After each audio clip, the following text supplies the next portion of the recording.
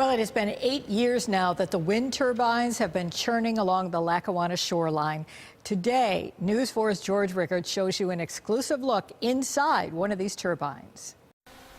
From the ground to the highest tip of a blade, each of these wind turbines stands over 400 feet tall, higher than Buffalo City Hall.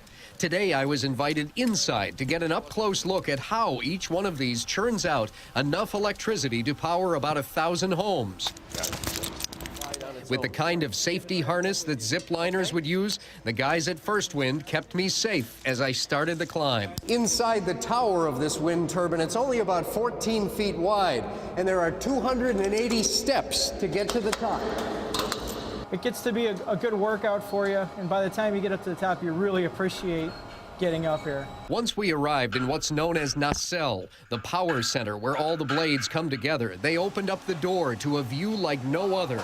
280 feet high. This is where the giant turbine is attached to several generators, which turn it into electricity. I asked project manager Mike Andrzejak why there always seems to be one or two of the 14 wind turbines not working. A lot of times you'll have minor blade damage.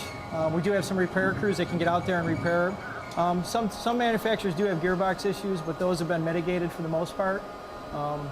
Most of your downtime is basically fault response to the turbine itself. If the turbine's smart enough to know something's going wrong, a motor stopped or a circuit breaker's open, and it alerts us at our DAC center to come and actually service the turbine. Lightning can also wreak havoc on the electrical components and damage the huge blades, but Andrzejak says offshore turbines would work best. There's been a lot of opposition to the view. Basically, nobody wants to see them out in the water. They'd be way more efficient out in the lake because there's nothing to block the wind.